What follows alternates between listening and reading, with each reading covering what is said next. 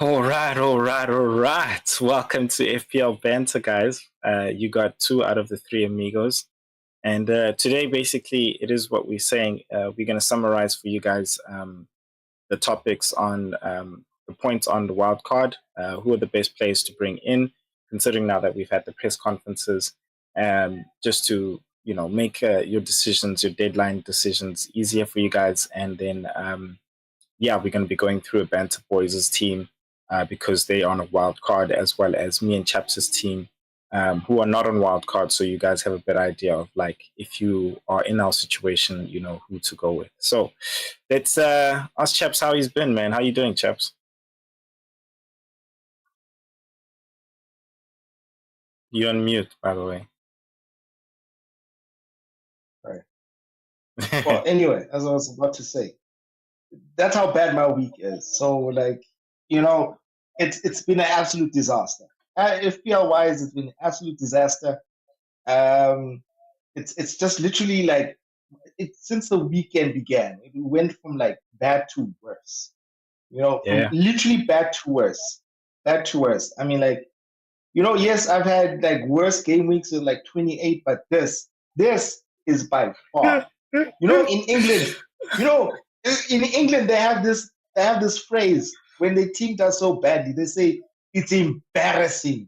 That's how bad my team is. Embarrassing. That's how bad it was. Dude. I was even ashamed. I was ashamed of my team. That's how bad it was. Anyway, unlike some people had better game weeks than me. Some people had hundreds. Well, a lot of people had scores over hundreds. So yeah. Let's take a look at why your week was so bad. So the table has turned so much, and I think before I forget, let me just say this quickly. Tiama, you are one of our most engaging members. I'm so proud to say you are number one at the top. Well done. I have to say well done. You know what this means? We need to have you on the show. So please drop your email there in the description, and I will contact you as soon as possible to find out when is the best time you can actually hop on. But Chaps had a very good idea. He said, no, we need to bring Kingsley and Mikey back on, and I was looking at the table, before the last game, and I was like, the top six was you, me, Koba, and Mikey and Kingsley and Tiama. I said, hey, I think we need to do a big six show actually, and just have all three of us, basically the three guys that have been number one, and the FPL and the Banter Boys, basically. This is the last stretch, and you know what? This game week has shown us that, yeah, you might be 20 points ahead, you might be 30, even 40 points ahead, but that don't matter, son. That don't matter, son. Especially on a double game week. That don't matter. That's FPL for you. You will be caught. One game week and change just like that. It just changes just like that, bro. And you know what? I feel sorry for the guys I honestly feel sorry for them, because in the last episode, I'm not sure if you watched, but I said, Goba asked me, so who you captaining? I said, Eze. Nice and easy, like confidently about it, right? And he laughed. Little do we know, next in the game week starts, boom, this guy's also Captain Eze. He's Captain Eze, and everybody else is Captain Salah. And yeah, he fine. He also didn't do well, even though he captained Eze. But it was funny to see how a laughing stock of a captain did so well, and the main captain did the lowest of low that you could actually do, which just basically show up for the game weeks, and didn't even show up for hardly showed up for the first game. And I was like, geez, there we go, and that's what I was talking about. You need to go left once. You go left once, bro, and everything can be toppled upside down. Changes. It just changes. But Tiam at the top, Kingsley behind, feeling sorry a bit for him because he's been there really for a while, trying to get Mikey off, and Tiamo just overtakes him. Mikey's been dropping again dropping. But like we said, it's not the end. He can still make it back up to the top. And then the Banter Boys came in with the highest score, turning everything around, coming literally from behind. And It then came from kicking like the balls. nowhere. That's like Bro, they were like tenth somewhere there. And you know what? Because we've been forgetting a lot what to, like managing the team. I was just like, you know what, I need to do this. I need to do this thing. So I was like, let me best manage it as much as I can. So I'm happy that that's happened, but it has been a team effort, really. Kicked in the balls, did some balls kicking as well. He's hanging around. He's not going anywhere, really. And then, yeah, man, the Banter Boys, Chave and Goba have just dropped to like numbers they haven't seen since the beginning of the season. So it's it's not a nice thing, Tabo's there still in the top 10, and then No Haaland, came in at number 4 in the beginning when he joined the league, but now he's at number 10. But yeah, man, it's close between you and Goba. You're literally on the same amount of points, right? You're on the same amount of points between 4 and 8. It's a game week, 2 game weeks if it's not a double game week, but it's a game week, and between 4 and 1, it's also 2 game weeks if it's not a double game week. So we have 3 game weeks left, right? 3 or 4? 4. Yeah, 4. So a lot can happen. No, a lot can happen. A lot can happen. But yeah, let's get into this. So that we're gonna go through basically the teams. The first team we're gonna look at, so we don't waste your guys' time. What we're gonna do with the teams going through is gonna say, hey, these are our top 3 picks, right? And if we want to do an honorable mention, we'll do an honorable mention, maybe as a differential, and then maybe ask ourselves why not one of these other picks, maybe as the differential. Actually, we can do that. But this is the points predicted from game week 35 to game week 38, basically. So Son is predicted to score the highest points. To game week 37. Son is predicted to score the highest points. Johnson, Madison following Caro and Davies, of course, because Udogi is now ruled out. And in terms of the other injury news, Richarlison and Pedro Porro have been training. So I don't think it was updated here, but Pedro Porro, I think, is another good contention player if you're looking for a defender. Yeah, chaps, from your side, if you were wildcarding, who would you have? I'd say, who are your 3 assets you would have? From Tottenham. Well, I'll tell you what, who I'm not picking from Spurs, and those are the defenders. No matter how well Pedro Porro is with set pieces and whatever, I'm not going anywhere near those defenders. Especially after that last game they had. That was bad. That was like horrendous defending I've ever seen. I'm so happy you said that. So, after that, I'm sorry. I'm going to let you go, Nep, because I don't want to interrupt you too much. But what I'm going to say, guys, is I don't understand, guys. Please help me understand in the comments. Please put your comment down, right? These guys do not have the best defense at all. I don't care if these guys have got extra games than everybody else. But if I asked you before this game week, these couple of games came along, and I said, would you take a team that is performing dismally in defense so badly? Would you take a defensive player from them, even if they had 2 double game weeks coming up? Most of you would have said, like, no, I wouldn't. Would you take that over a team that is defending very well? In fact, not even take that. Would you substitute out? Because that's what people are doing. They're taking out Arsenal defenders and they're putting in Pedro Porro in them. Like, fine, I get it that, he's got an attacking prowess. But why would you do that when you've already got guys who are most likely going to give you like 80% of the time? Out of the 4 games left, Arsenal will get 2 clean sheets. Showcase, hands down. They will get you 2 more clean sheets. You look at the games left with Tottenham, bro. These guys are playing basically the top guys, and then like Burnley. And do you think they're gonna get a Burnley and Sheffield? How many clean sheets you think they're gonna get from there, bro? And minus points as well, because 0. Man City is gonna score more than 2 goals against them. Liverpool might mostly score more than 2 goals against them. Arsenal's gonna score more than 2 goals against them. So what are we doing, guys? But Chelsea sorry, could chaps. score a goal against them. Bro, not even a goal. 2 goals. 2 goals. You understand? So I get it, guys. Yeah, they got double game weeks. But you ask me, the only players we should be going for are the attacking players. And in terms of minutes, I see that as Son and Madison. Yes, Madison's not performing, but that's taking a punt, bro. I wouldn't necessarily, I'm not sure about Johnson because, Werner's here, Son's here, Richarlison's back. I don't know how Richarlison's going to be back, Does that mean Timo Werner gets shipped out, Son to the left, Richarlison up front? But you And know I wouldn't what? even. You know what? From the Spurs lineup, right? If you really wanted to go for a differential besides Son, the only player I would say you go for is Johnson. Because for me, Johnson, especially on the right, it seems like the coach, the manager, prefers him prefers him rather than Kulusevski. And Johnson hasn't been doing that bad. I mean, look, he's not setting the world on fire or anything like that, but he doesn't do too much of a bad job, if you get what I mean. He scores a goal here and there, so he's not that bad. You know what I mean? I mean, look, for me, I think he's better than Werner. The problem with Werner is Werner gets into good position, but he just can't score.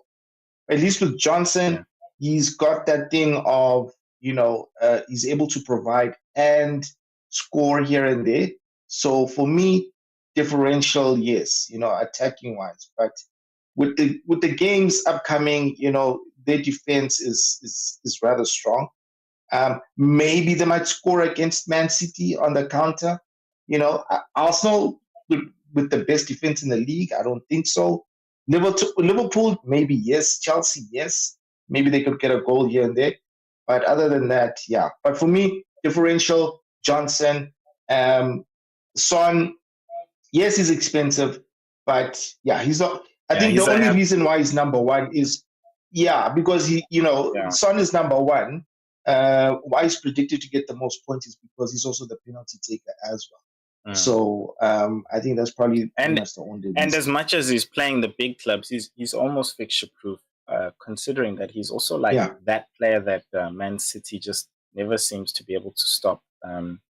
So yeah, man, I mean, there you have it, guys. Your top three, honestly, is Son, Johnson, Madison, just as the safe pick. Stay away from the defensive players. It doesn't make sense, especially if you have Arsenal assets, which most people had double Arsenal. I would say keep your double Arsenal and fine, add, but don't take out an Arsenal player for any of the doubling guys of both Tottenham and Chelsea. So I think we're done with Tottenham. Let's go on to Chelsea.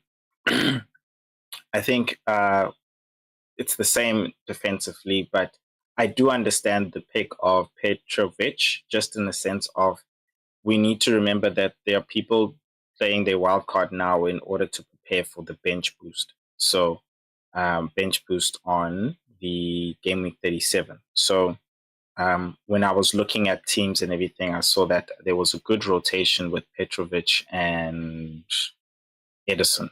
And I say rotation in the sense of, yes, the amount of fixtures, but also the single game weeks as well and where they're playing. So where Petrovic doesn't have a good single game week, Edison has a good single game week. But also where Edison might not play on the last game because, say, City has won the league and they decide to give their second goalkeeper a game, it's okay for Petrovic to play that last game. So Petrovic and Edison have a good rotation if you want to go for a defensive player there. In terms of the injury news, Malo Gusto, Chilwell, and of course, Reece James as well is not available for this game week. Well, Reece James and Chilwell not available for a while, but it is confirmed Malo Gusto has been training aside from the team individual training. So he's not available and most likely will be available back in game week 36, which is when they play West Ham. So if you have him in your team, I would say keep him for the next double in game week 37. And then when it comes to Cole Palmer, of course, you should know by now if you don't, but Cole Palmer is available and has been training as well. I think the talking point here for me when it comes to my top picks, yes, go for Cole Palmer, like I've mentioned, Petrovic, and why Petrovic. But the third, for me, of course, everybody's going for Jackson, but I just also don't understand the Jackson. And I say this in the sense of, yeah, fine, guys, he's got the double, but we just watched this guy, not just for one game week, but for a couple of game weeks, just miss and miss and miss and miss. In all honesty, let's be honest, we wouldn't be surprised if Ollie Watkins scored more than him. If Solanke scored more than him, was about to play at Brighton, leaky Brighton. Do you understand? We also wouldn't be surprised if Darwin himself scores more than him, you know? And it also makes me beg the question about Cole Palmer also scoring more points because he doesn't have anybody to really finish off his creations, you know? So a player that I want to mention here, which I don't think we're all thinking about, is actually Madueke. And I say that because Sterling, as well as also not been in training. So that spot on the wing is also available, mainly on the right-hand side. And Madueke has been seen to perform very well there and has been playing there as well. Yes, he is a rotation risk, but I honestly think Madueke is someone that we're all sleeping on. And I wouldn't be surprised if he came and racked up points there, especially with Cole Palmer there coming in there as well. I don't really think Mudryk will be the guy because he can't finish. But I think Madueke is someone who can really finish and has shown that. So if you're looking for a differential, I'd say consider Madueke. Jackson, to me, I think you guys are really taking a punt. If you're on a wild card, go for it. But if you're going to take a hit, I wouldn't take a hit for Jackson. I wouldn't take a hit, despite the fact that he's got a lot of fixtures and stuff like that. Yeah, and then Enzo's also out just in terms of injury news. He's taken surgery just in preparation of the international campaign after the season ends. So, yeah. Anything to add on to that, chaps, on Chelsea's side? Yeah, I mean, look, with Chelsea, the unfortunate thing is that they got a lot of injuries, so it really leaves their options limited.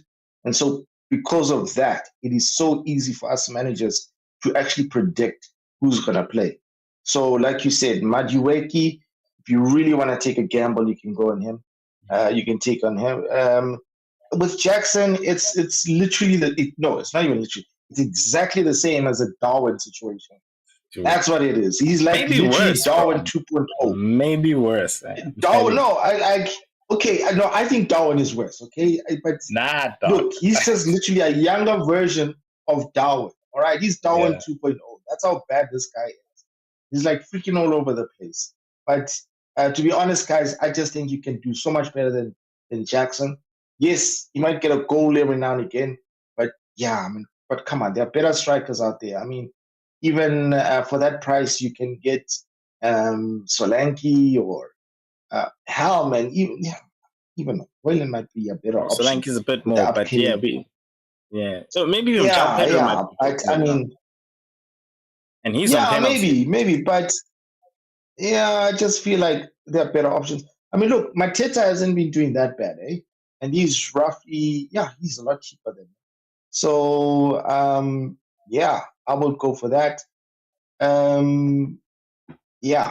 Look, all I'm going to say is there are better options than Jackson. And then we are now at a point where we can say that Palmer is essential. Bottom line is, Palmer, you just got to have Palmer, no matter what. Yeah. You don't have him, you got to make room for him, no matter what. Other than that, to be honest, with Chelsea's backline, I would not touch it as well, just like with Spurs, because not just because they leak a lot of goals, but simply because you never know who's going to start. Injuries in that and stuff, backline. Yeah. I think at the moment, because of the injuries, there's only one person I'm sure of, and that's Cucurella. So with him, and you should pretty much know that he's going to start because Chilwell is out. On the right, you don't know whether it's Disasi or maybe Malo Gusto might be fit. So you never know. Or they might even pay that kid, Gilchrist. So, But other than that, stick with Palmer, guys. Cool, man. Let's go to Man United because they are ones who are also doubling in Game Week 37 and have a good fixture in Game Week GW35. You guys are playing Burnley. Of course, Bruno at the top there. Garnacho behind him, definitely. And then Højlund. I wouldn't contest with those three as the top picks at all. Defensively, I think it's the same thing. Notion really, stick to the Arsenal defense, guys, and stick to the Arsenal defense and maybe one or two. But we'll get to Newcastle because I want to mention them rather having them as a defensive pick. But I don't have much to say here. I don't think there is much to say. These are the three guys to be going for. Even if Rashford was fit, I would still go for these guys. I think they're really involved in the goals. And yes, Højlund hasn't been performing honestly, since he had his goal fest earlier this year. But I think it's someone, and maybe that's the differential you go for instead of Jackson. So maybe that's something to think about. Yes, he's 0.2 more, but he just scored, and maybe that's what he needs to actually just start racking up the goals scored against Sheffield. So maybe he might just do a haul against Burnley. So yeah, I don't know, chaps. Is there anything you would like to add here? Maybe a differential from those three guys that you're thinking of? Yeah, look, I'm a Man United fan, but I'll tell you what, I'm not a big fan of those guys at the moment. So, those guys are horrible. Those guys are bad. Sometimes they can be really, really embarrassing. But anyway, look, it's just like with the two other teams we spoke about. Defensively, I think it's a no-brainer. You don't go anywhere near there, to be honest. It's literally just on the attacking players, especially those three up front. Those are the best options. I think for me, if you want to go the cheaper route or differential route, I think Garnacho is the guy. But if you definitely want to get somebody who might possibly get you something from the fixtures, then definitely Bruno is the guy. He's in a little bit of good form at the moment, scoring a couple of goals here and there. So if you can afford him, I would suggest that you try and fit him in. Fixtures aren't the best in the double game week, but if there's anybody who can get you points, it's Bruno.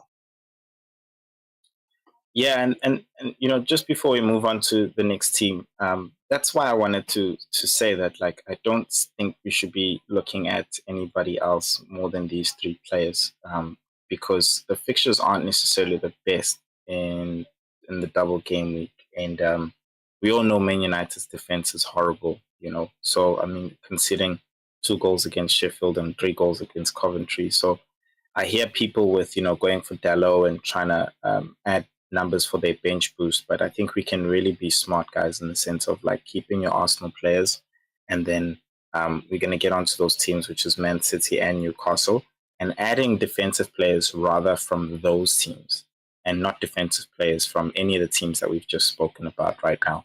So that's a nice segue to actually go on to the current champions, Man City. So I think the previous teams have really given us a huge number of attacking options. So I think here, of course, Haaland is definitely somebody to have. Foden is also definitely someone to have. KDB, he's back. This is his time. And I've said it with Goba even in our last episodes, that, Man City has the knack for making sure that he's okay being away during the season. But at the end of the season, he's here. And it's this time of the season where he performs assists and goals. So if you've got the money, you can go for him. But I don't think a lot of people have that type of budget. I would rather have more attacking players from the other teams, and then just have Foden and Haaland. And then a third player would be a defensive player. Now, a short-end defensive player here is Walker, because he's back.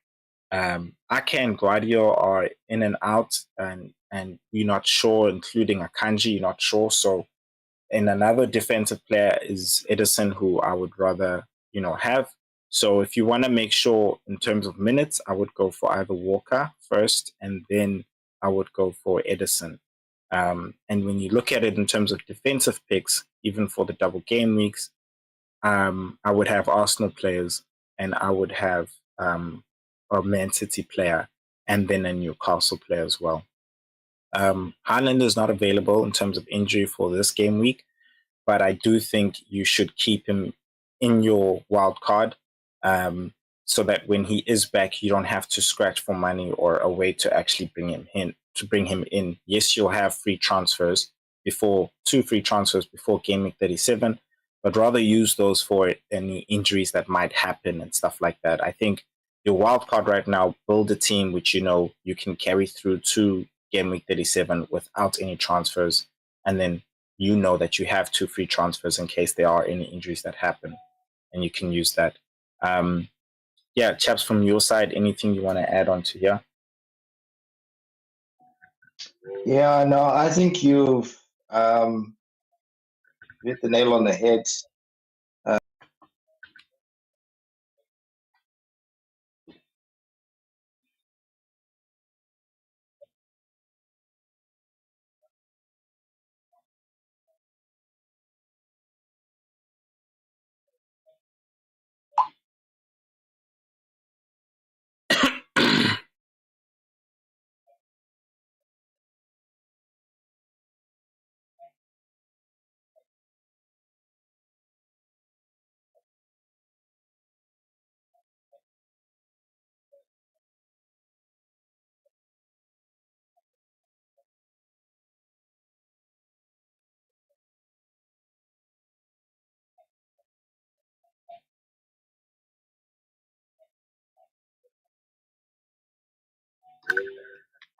You know. And if maybe you want to go a differential route, then somebody you could look at is maybe Bernardo. Yeah, sure he doesn't score a lot of goals, Sorry but he about that, man. does have. I actually muted you, but I meant to mute myself. But yeah, just in summary, Chaps was saying he's not going to look at the defensive players. He's only going to look at the attacking players, and Haaland is the man. But yeah, keep going. Sorry about that. It's my fault, guys. Yes, It's not as I you. was saying, Bernardo as a differential, I think he's somebody that you could look at. You know, I think now since City is pretty much out of all the competitions, especially Europe, I think now they're mainly focused on the league. So Pep is gonna try and put his full strength team, and for me, I feel that includes Bernardo.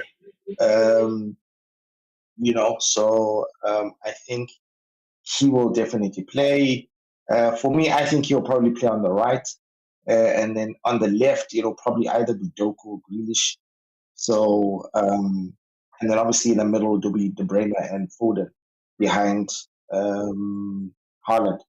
So, yeah, Bernardo could be somebody you can look at if you want a differential from the City attackers. Agreed. All right, let's go into the Newcastle picks. Yeah, this is the last team before we go into our teams. Yeah, I mean, again, obvious here, Isak, Gordon, and then for me, a defender pick. Now, in terms of injury news, yes, there's still no Nick Pope, but he is in training now, in team training as well, but he's not ready for this game week. But I think he will be ready, according to the website, the FPL website, he most likely will be ready for the actual double game. So if you have Dubravka, keep him till now because they have 2 great fixtures. But I think this is what I was talking about when I was saying keep those 2 extra transfers in case you want to make a transfer. And you know that makes me think if you don't have Dubravka, another defender which everybody's going for is Shaw. I see that Jacob Murphy is predicted to be higher. He has been playing more of a defensive role. So I wouldn't really agree with this one as a third pick, but I would either go for Shaw, and if you want to save money, yes, Dan Burn. But yeah, I don't know. Chaps, what do you think? Is there also any differential here that you think that we should be going for?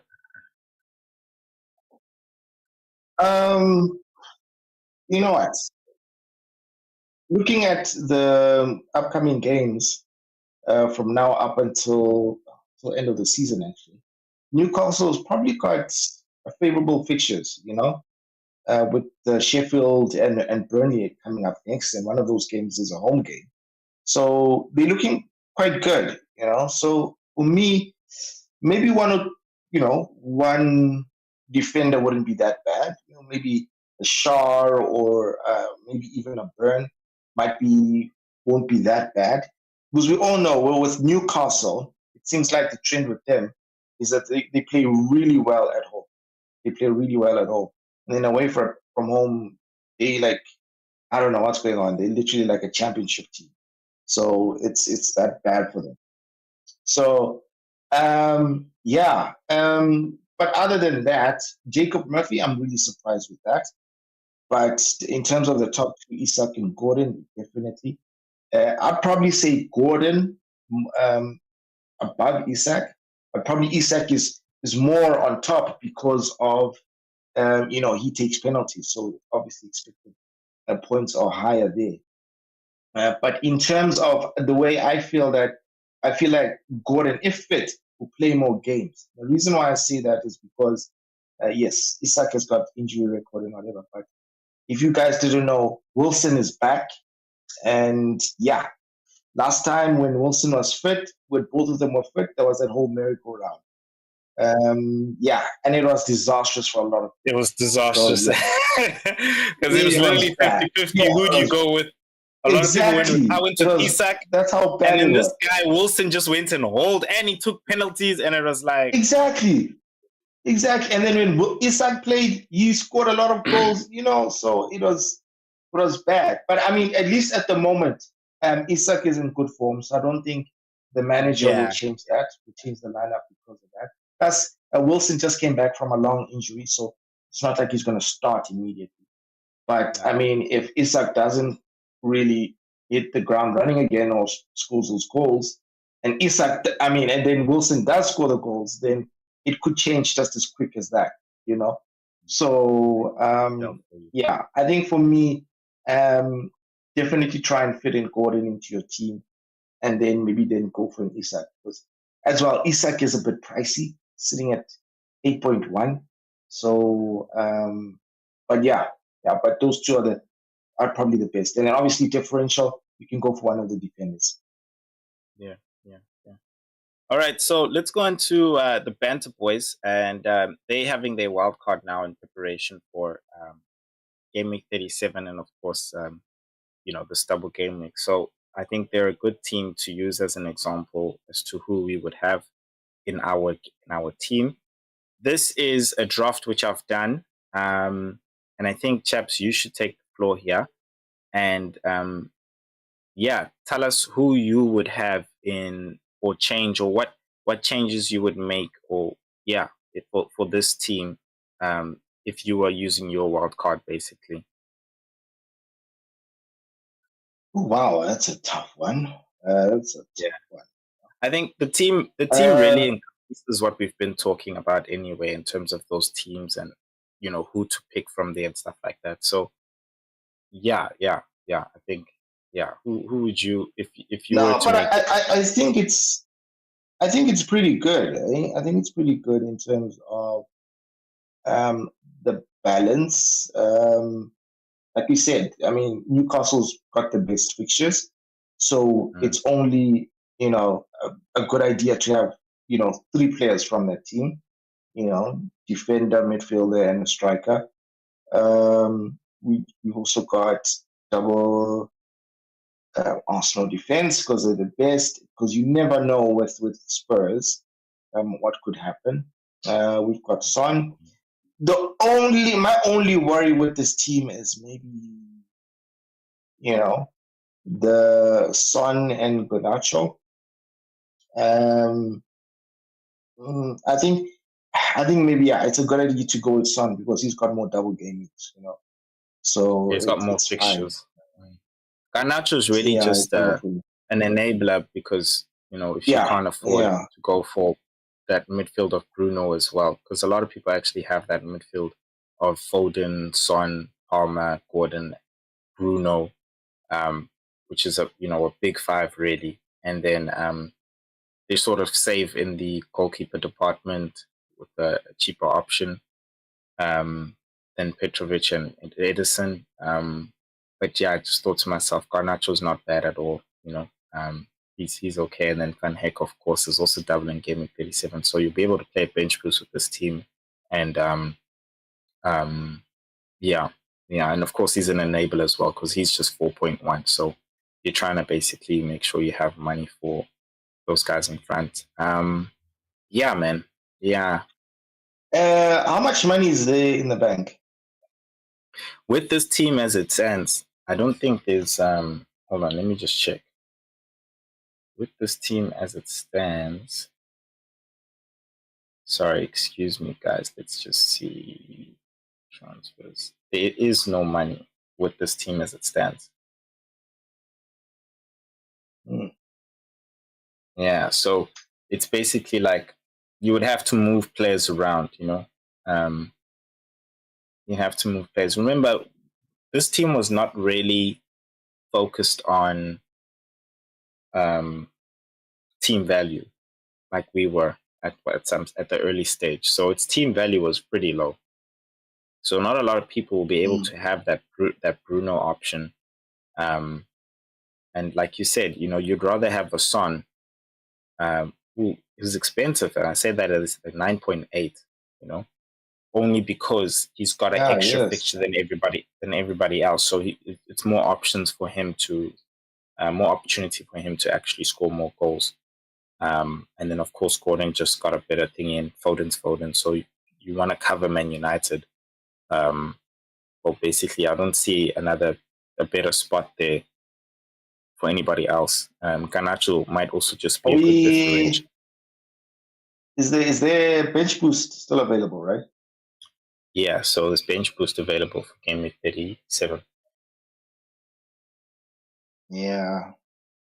So basically, this team is covered for the bench boost with this team as it is. Boost, yeah. Mm-hmm. Yeah. So because even going forward from now, it's not that bad. Nah, I'm just a little bit worried. I'm just a little bit worried with Pedro Porro there.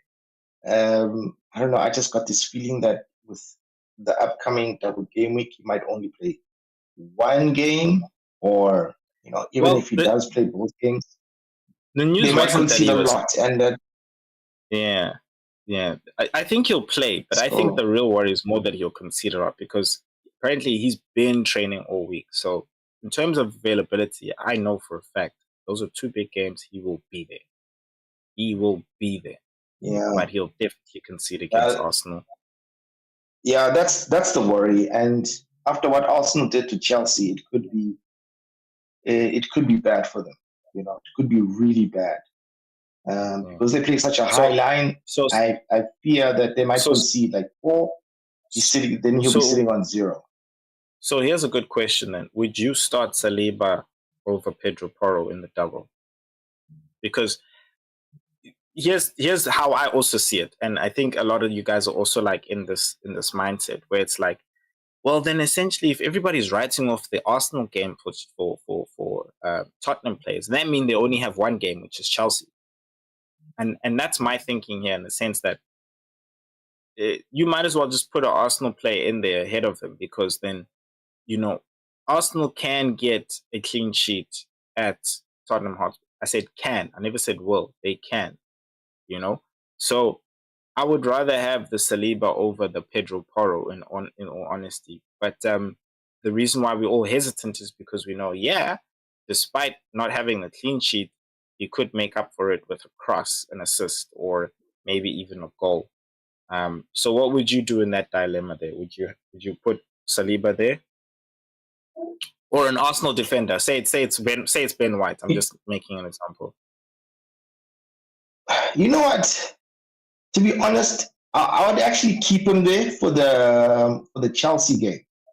Because with the Chelsea game, there's a possibility of a big haul, because he could get, I don't know, an assist or even a goal, And yes, in the Arsenal game, they could get thrashed 3-0, 4-0, whatever. Yeah. But for the mere fact that there is a possibility of getting something in that Chelsea game, then I can keep him for that. But let's be honest. If you look at this team strategically, right? If for the mere fact that Haaland is a serious doubt for this upcoming game at Forest, that means probably Foden will come in, right? Yeah. So there is still a possibility that,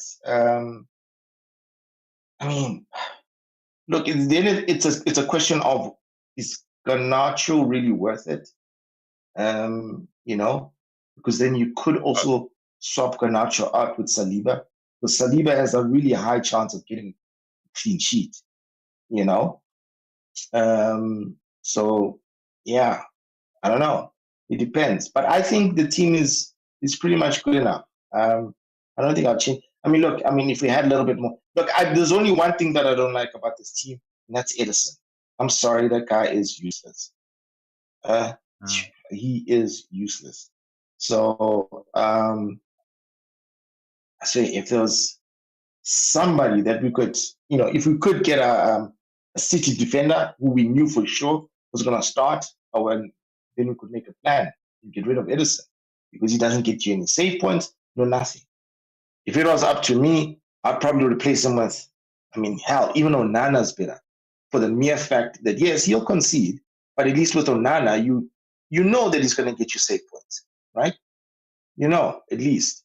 But with Edison, it's like they'll concede that one goal, and then all you get is two. But with Onana, yes, they'll concede a goal, but at least you know that at least you'll make a couple of saves, and then he'll give you that one extra point, So, yeah. So, but other than that, the team looks fine. Not that hectic, not that bad. So, yeah. All right, guys, you let us know in the comment section, please. And then you know what to do. If you're liking the content, please hit that like button. And most importantly, subscribe. Now, we're going to go on to my team before we go on to Chaps' team. I have one free transfer, and I already made it. I took out Diaz for Son. Yeah, right now as it stands, I am considering taking a -4 to even 12, and that's a considering. That's not saying I'm gonna do it. For the lowest, I might literally just take out Tony, and then keep the rest of the players, of course, play regular on there in place of Gusto. And I'm not saying Doggy's out for the rest of the season, so I'll probably just use a free transfer on him the next game week.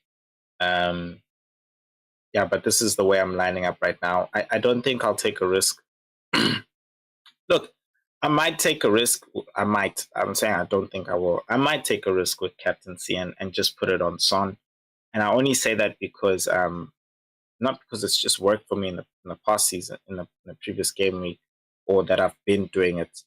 It's I like to apply logic to it the same way I did with the Eze one, and I said it, that West Ham is going to be tired. So is going to be Liverpool. It's not going to be easy games for them and stuff like that. So I felt like the boys were going to perform, and Salah was going to have a hard time. But when you look at Son and his record against Arsenal, he's got a good record against Arsenal. So if Arsenal concede, it will be because of Son.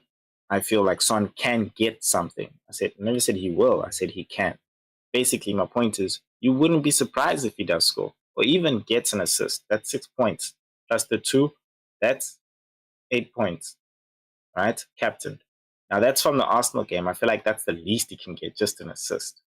Then let's be honest. We're also not surprised he can go and score 2 goals at Chelsea. I'm not saying he's going to, but he can. Now an assist and 2 goals. 2 goals, that's 10 points plus the 2. That's going to be 4 points. That's 14 points. And most likely we'll have bonus. That's 3, 4, that's 20 points. So then that's 28 points from this game week as a captain. Cole Palmer can definitely match that, But that's the ceiling I'm looking at when I look at Son. Yeah, so that's the surprise I'm hoping Son can pull through. But I don't know. Maybe I might be too scared this game week. And yeah. but I'm just looking at a Tony for a Isak, maybe a Son captaincy, and yeah, I don't want to make any other changes, to be honest. If I get convinced, then I'll probably make some minuses and change, but I don't want to. Because if Tony's out, like he has been in Puemo, it's going to be on penalties. Eze, by the way, that's another thing, actually, guys. Sorry, Eze is also got an he's got an injury. I'm not sure what it is exactly, but I think it's a knee. So he's a doubt, but he's not ruled out. He's a doubt, but he's not ruled out. So yeah, I think with Eze, it's one of those things where it's a knock, but it's not that serious, you know. Yeah, and but the thing is, let's be honest, he's the star player, so I don't think they will, you know, they can really play without him.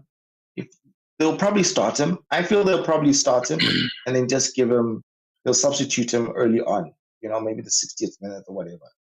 So that's how I feel with Eze. So I don't think it's that bad that they have to sit him out, you know. But other than that, the only person I feel worried about is Palmer. I know he'll definitely play the Tottenham game. It's with, you know, the Aston Villa game. I'm a little bit worried about. Nah, he'll play it. He's been training. He'll play it. He'll play it because of how badly Chelsea has been performing without him. He'll play it. Trust him. He'll play it. The question is how well will he come back to play for the team? Yeah, exactly. So you see, that's also another reason. That's also another reason why I'm like, let's look at that match difficulty, because now I guess we're on the topic of captaincy now, I guess, right? This guy comes back, he's been sick. He hasn't like had a knee niggle or whatever, but he was actually sick, right? He's been training, cool. Aston Villa's going for top 4. They are gonna be going all out, and we all know how Chelsea is. You know, Aston Villa's defense is actually good, bro. They got a world-class goalkeeper. You know, they kept out Arsenal at home. Those guys are not playing games when they say they're going for top 4. They're not playing games. They will take Chelsea out. I, in all honesty, expect Chelsea to lose because it's Chelsea against the top 4 team. Yeah, so, I also don't think they're going to do well there.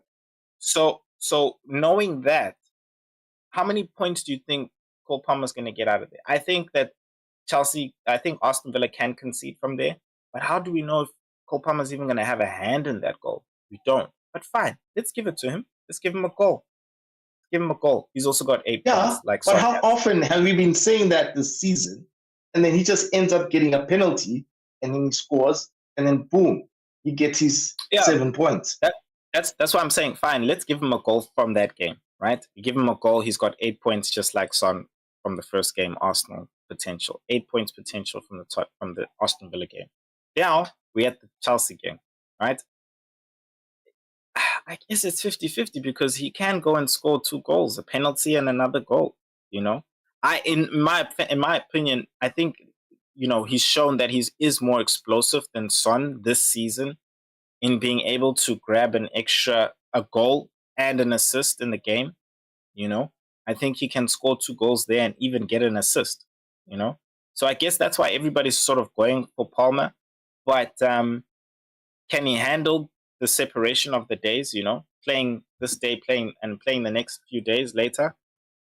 You know, can he handle that? I don't know. I mean, Son and them have had a break, so I know they can handle that. But this guy, you know, he was sick just now. You know, can he handle that? I don't know. And we all know how Chelsea is at home. They suck. They're not that bad, but I mean, yeah, they're not that bad. I mean, look, Cole Palmer is having I don't know, man, the season of his life. I don't think he'll ever have another season like this. this guy is on level with Haaland, right? Yeah, He's on level with Haaland with 20 goals. Yes. Like, where have you ever heard of such a thing? But anyway, it is what it is. Guys, So let us know in the bottom comments line who's is he your can't captain. get me. Yeah, let us know in the comments who's your captain pick. Yeah, it would be really nice to know. All right. Yeah, chaps. This is the last one for the day, for the show. Your team. Yeah, man. You're not on wildcard. Do you have any chips left? No. Yeah, I Shame. got bench boost. So I'm preparing that for Gameweek 37. And I've already started. So immediately, straight away, 3 transfers, brought in all the Newcastle players. I took out Lascelles, I took out Diaz from Liverpool, and I took out Tony. So That's a yeah, that's a -8 for you. yeah, -8.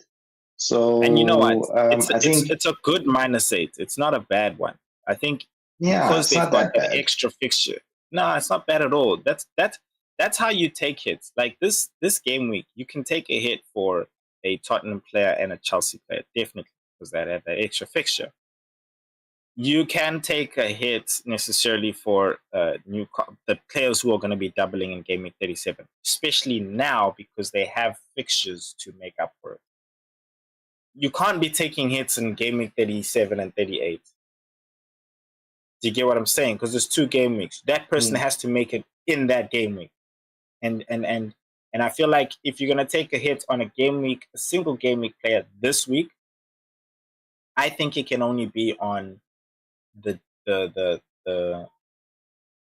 Newcastle players and a Bruno. I'm not sure if Garnacho will make it back, but yeah, Garnacho. I'm not even gonna say the City players because the City players are City players. We all know Foden can make it back. You know, Haaland can make it back. But, Yeah. so yeah, you can take hits on those guys. You can take hits on those guys. That's just my opinion, guys. I think your team looks strong, bro. Yeah. I know that you're gonna eventually take out Muniz. I know you will take out Areola.